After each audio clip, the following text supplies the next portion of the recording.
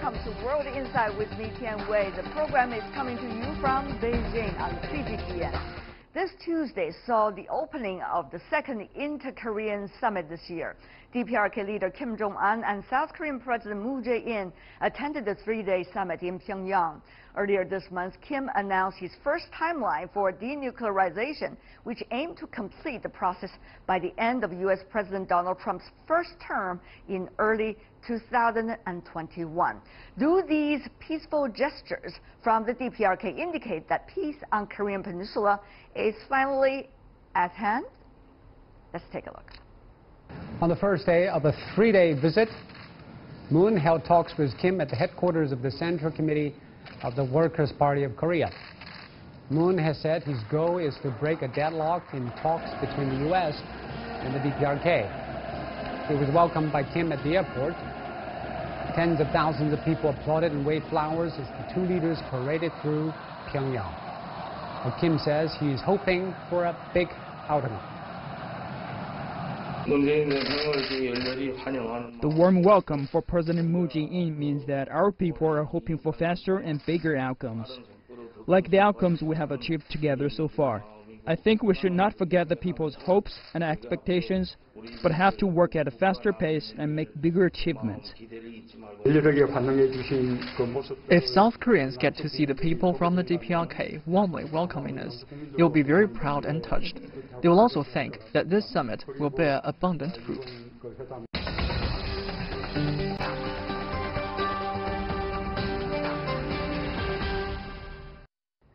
For more discussion on Moon-Kim meeting, we are joined in Beijing, Zhao Tong, Associate at the Carnegie Tsinghua Center for Global Policy. In Seoul, Dr. Jung Park, Research Fellow on Northeast Asia at the Key Research Institute at Seoul National University Asia Center. She's also non-resident James Kelly Korea Fellow of Pacific Forum CSIS. Joining us in Los Angeles, Jonathan Pollack, non-resident Senior Fellow in the Center for East Asia Policy Studies at John Thornton China Center, Brookings Institution. Welcome to the three of you. Well, Dr. Park, I want to begin with you because we're talking about North and South Summit. It is very likely that the South might propose a joint Olympic, the latest news suggests. What would that mean? Well, I don't think it means anything more than a rapprochement endeavor from the Blue House. There is no complete consensus domestically with regard to the steps forward because of some of the concerns having to do with the budget proposal that the Blue House has laid out with regard to economic cooperation with North Korea. Mr. Pollack, coming from the U.S. perspective, what do you make of these and other gestures coming from Seoul about North and South possibilities? Well, I think that President Moon feels under increasing pressure to justify and to substantiate what he is trying to do in inter-Korean relations domestically as much as internationally. I think his concerns here, his stating that he wants to play a mediating role between the United States and North Korea shows that, I think, betrays a certain anxiety on his part that his hopes here for some kind of a major breakthrough really hang on the balance. And as a consequence, he's making big promises, but he's not coming with the kind of support domestically in South Korea that was evident at the start of this process. And that's fundamentally what he faces right now. Some of this is out of his hands. He knows that, but he's got to put a brave face on it, recognizing that if he doesn't, things could go in a much more negative direction. Right. Before I go to the Chinese guest, Mr. Zhao, let me come back to you, Dr. Park, about the domestic politics going on in Seoul right now. We understand, Dr. Park, that the jobless rate inside South Korea actually has been going up quite dramatically over the past few years.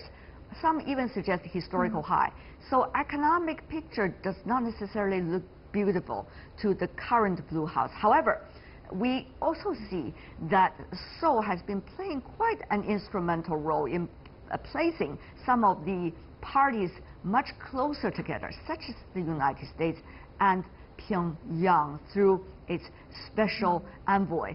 So, Dr. Park, domestically, internationally, which card will be the best card to play for the president right now? I think he is in a limbo with regard to the economic conditions in South Korea. Of course, South Korea has had weaknesses in some parts of its economic fundamentals in the previous decade, and that is regardless of whether Moon Jae-in was president or somebody else was president, that would have been the case anyway. But some of the public policies that he has sort of put forward during his presidential term does not really signal to some of the alleviations on the stress on the economy, and that is surely putting him in a very dire spot. With regard to what kind of card he should play, I think for now, all he can do is, as Dr. Pollack just mentioned, is to go on with the program as planned, because right now, otherwise, without South Korea stepping in, North Korea and the U.S. cannot really come to, they can't even meet halfway, because the demands from the U.S. and the demands from North Korea are quite different. Right. Everybody has a domestic and an international audience to talk to, right? I mean, Mr. Zhao, you know all this very well on the issue of the Korean Peninsula denuclearization. At this point, what role do you think Seoul is really playing, particularly the president, Moon Jae-in, is really playing now? I think President Moon has a sense of urgency.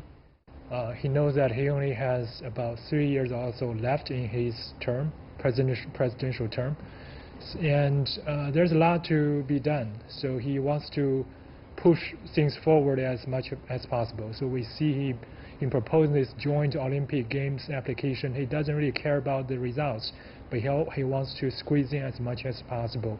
He wants to keep this momentum going. I think that's important for him. He knows that it will be a far distance before anything subsequent can be achieved on denuclearization. But even if some incremental process, such as the limitation on North Korea's capability, a better inter-Korean relationship, a less confrontational North Korean-US relationship will be a great process that can be written into history.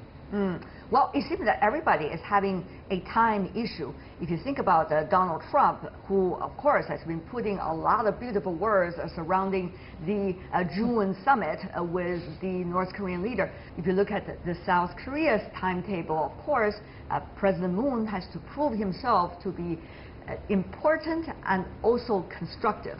If you look at Mr. Zhao, the agenda coming from the other governments, meanwhile, these are very important times, but the question is, will the details be able to be worked out during this very short time frame, Mr. Zhao?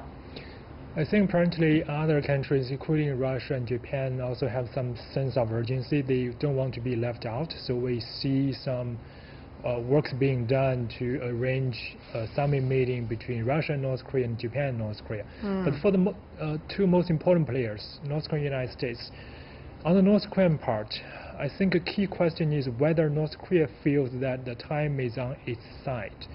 I think previously I used to believe that North Korea wants to move things very quickly forward because there is a big opportunity coming up, which is the UN General Assembly meeting in New York in late this month.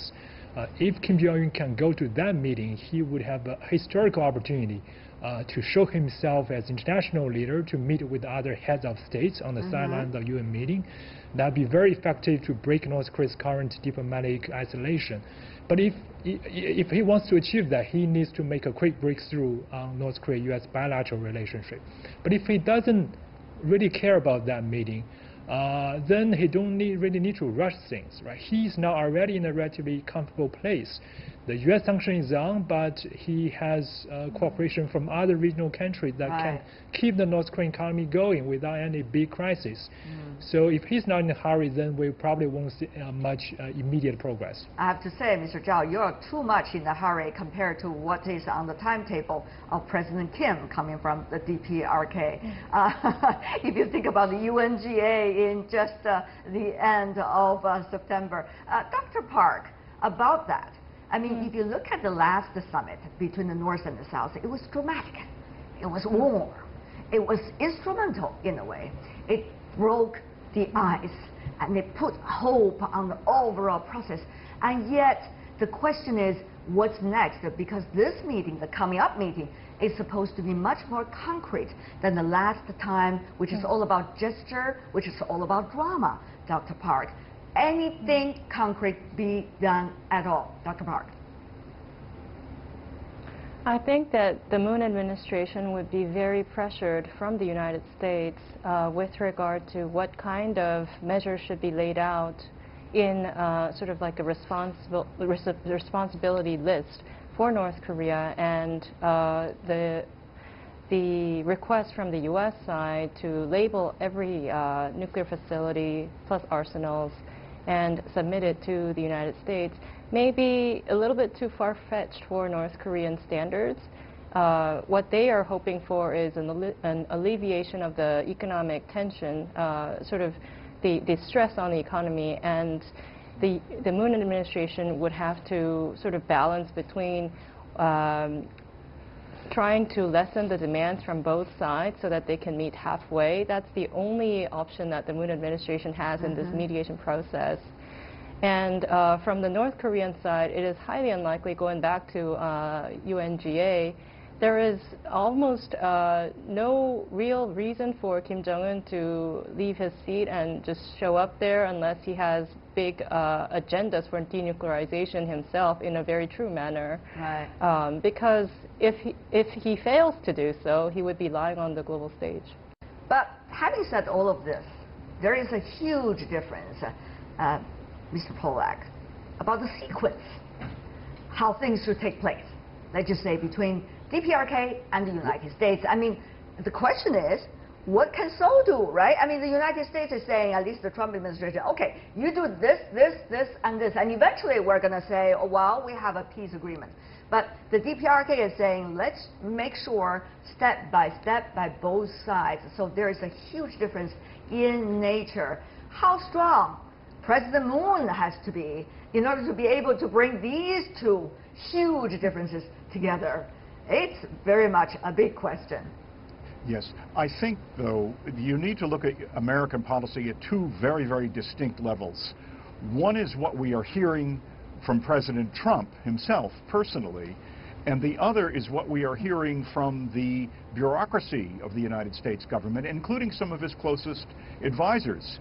There's an increasing gap here between President Trump repeatedly insisting that there's great forward movement, that he and Chairman Kim have a close relationship, they can achieve big things, and the reality that there has been no movement and that there is, we should say at least, deep skepticism on the part of National Security Advisor John Bolton and also on Secretary of State Pompeo's part, who, of course, when Trump canceled Pompeo's visit to North Korea, it was an acknowledgement that things were not going swimmingly, to say the least. So Trump has a big investment in this. He feels that this is his big breakthrough, but very frankly, with all the talk of another summit between Kim and Trump, if a second summit is rushed, if it is poorly prepared as the last one, to be frank,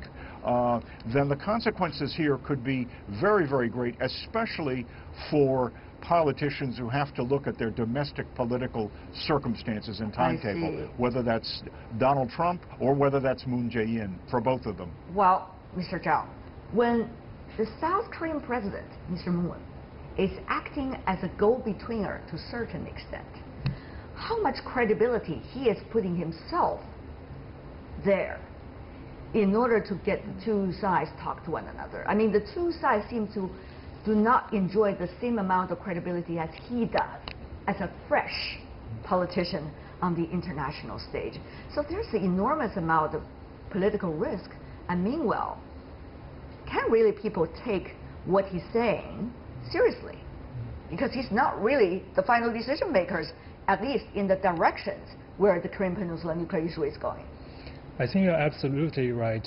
President Moon is facing real challenges because President Trump did, in fact, appear he was making decisions on impulses.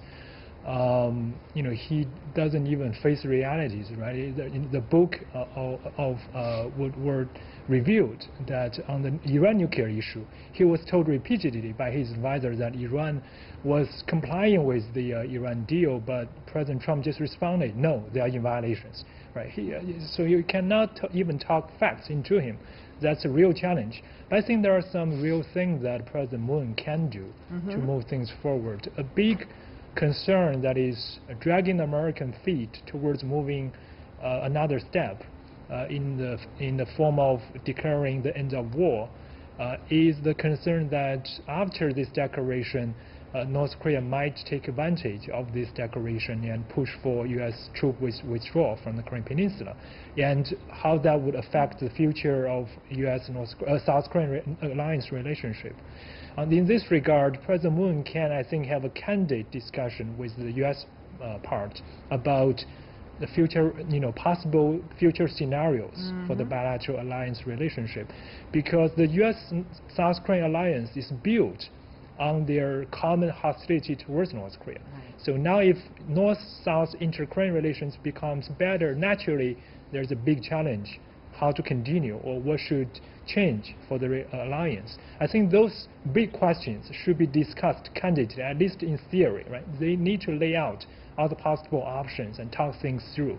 I think that will help reassure the United States and can play an important role in pushing North Korea and the United States together. Well, but, Dr. Park, will President Moon be that imaginative? Will President Kim, together in a talk with President Moon, enjoying being imaginative?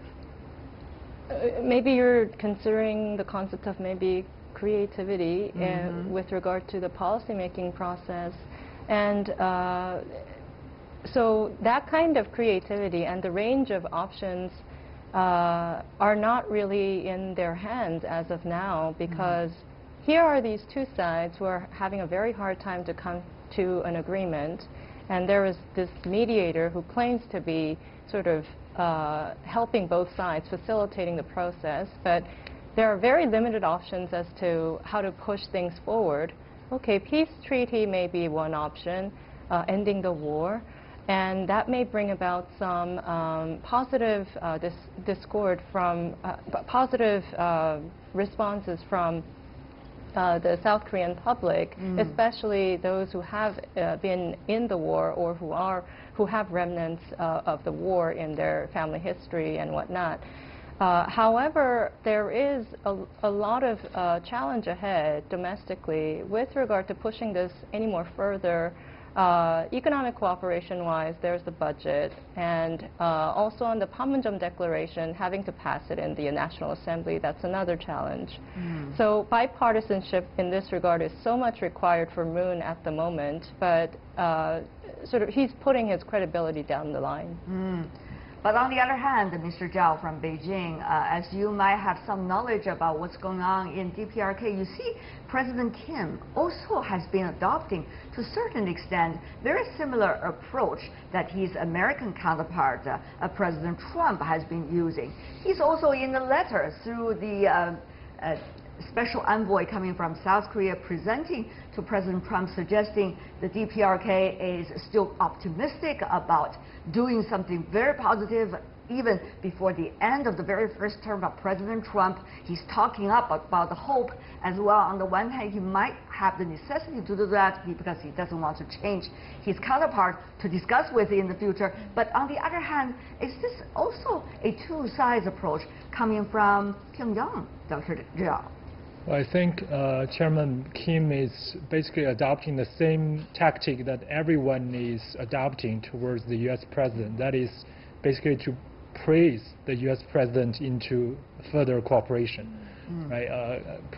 Kim was so transparent in his strategy. He even said, "I never, even in private occasions, criticized President Trump. So clearly he wanted to drive a wedge between President Trump and all his advisors who oppose or who are more hesitant about further engagement with North Korea. And so far, it appears that his strategy is working. Yeah.